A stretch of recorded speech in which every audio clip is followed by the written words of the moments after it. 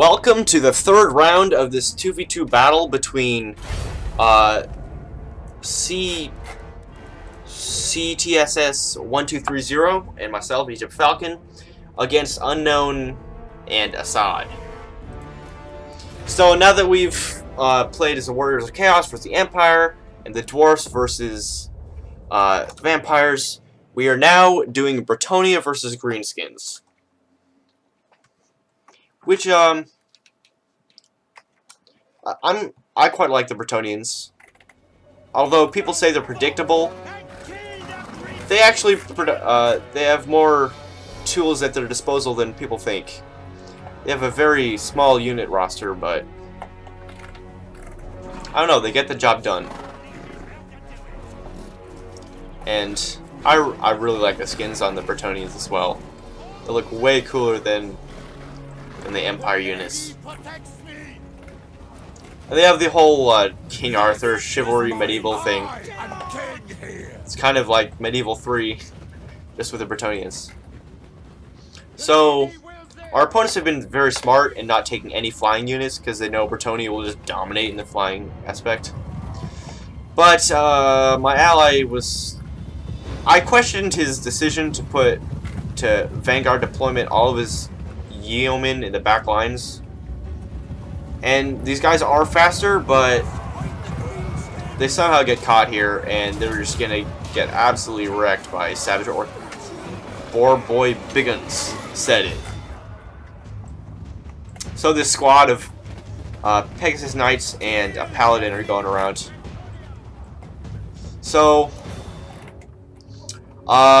here the Greenskins bring a forward line of Goblin Wolf chariots, and you don't see chariots that often. And I was happy to see them because they're pretty weak. And you can see they're just trying to charge my peasant bowmen. So I pull them back and pull my spearmen at arms forward. But you can see here, they absolutely just... the line of spearmen is nothing to these Goblin Wolf chariots.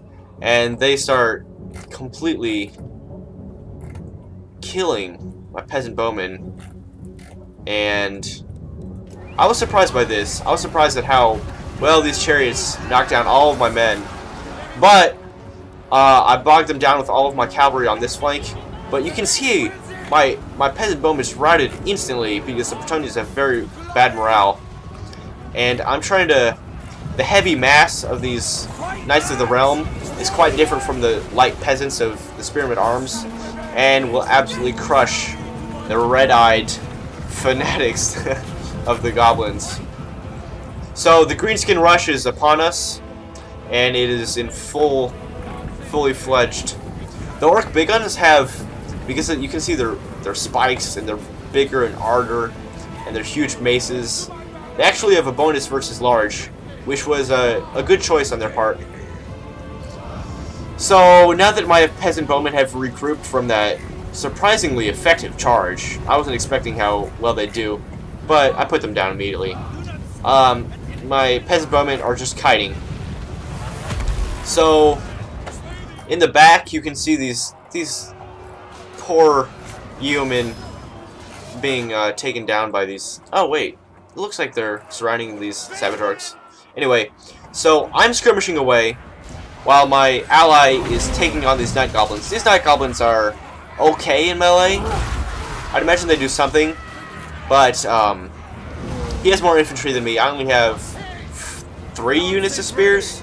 Yeah, I only have 3 spearmen, so it's going to be a tough fight if I were to engage this entire Greenskin army.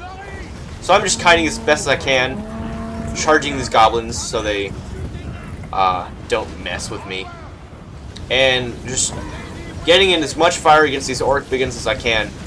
Although they do have good armor, you'll notice they don't have shields, so they are getting, with focused fire of 4 units of peasant bowmen, they will go down. So now I have a charge of the Pegasus Knights going into the back of these Black Orcs, and Leon Lewinkar of my ally is going head-to-head with his giant, who is actually doing quite well. I'm surprised by that. So I'm running up against the what used to be a red line in other Total Wars is now a white line, and I need to start helping out my ally as well. Although we did repulse the first wave of night goblins, and this is not a good engagement.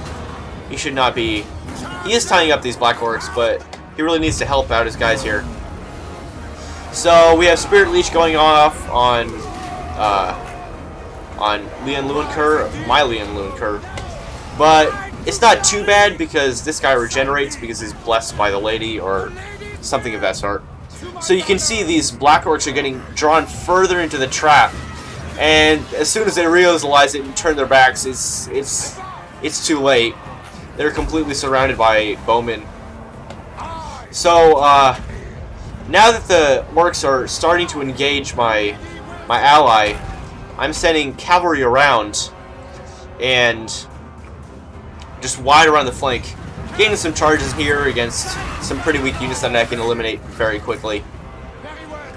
But now you can see the blobbing up of the orcs here. I mean, the orcs, in lore anyway, don't have organized battle formations. But this is very bad.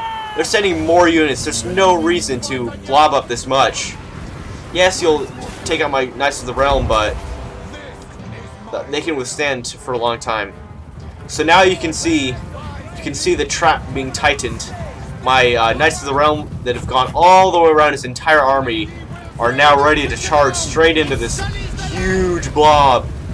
My Grail Knights have been just holding them up, and now the hammer and anvil is completed.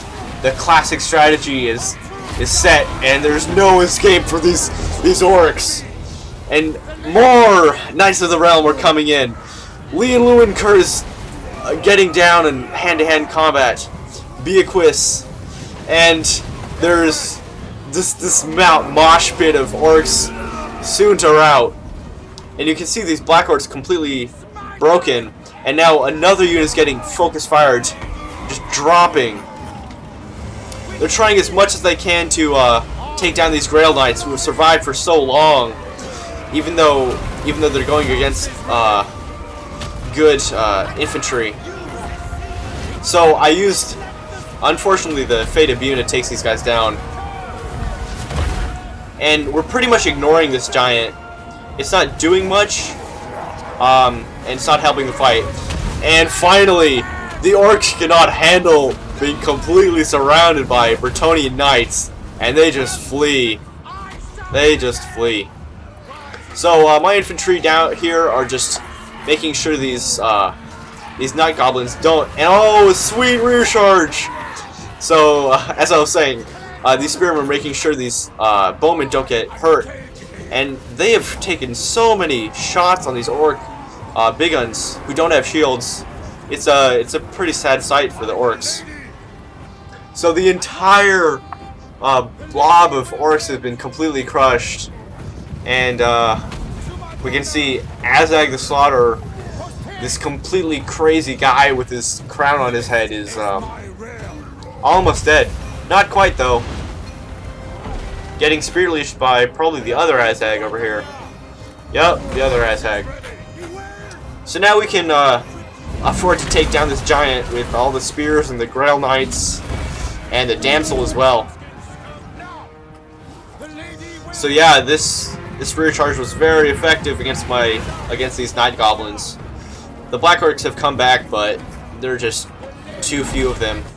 And look at this! Look at this! King Lewin has 300 HP. He killed Azag with the so little HP, and now because he has the Ladies Champion, he will slowly regenerate that. He's wavering, so I give him more leadership so he doesn't rout. But yeah, now it's just picking off the rest of the orcish infantry, focus firing on this giant. He will not like this. One needle's enough. He doesn't need 500 in his back. And he goes down. Here Azag is the other Azag, making his last stand. Dual wielding. I didn't know he was dual wielding. Oh. but getting charged by Leon, the other Leon. But yeah, the Orc Shatter. So good game, good game, all three of them. Quite interesting battles. I enjoyed playing 3 consecutive battles with the same people. It was really fun, and we also did every single faction in the game. So my ally getting some kills, Leon doing some nice damage. But if you'll notice, if I do say for myself, I was the real MVP in this army. 125 kills, 186 kills, 87 kills, 122 kills, and Goblin Wolf Chariots disrupting my line, but not enough. They routed the Peasant Bowmen for just a little bit. And here, Savage Orcs getting some kills. Giant getting... I didn't realize the Giant got that many kills. But, yeah.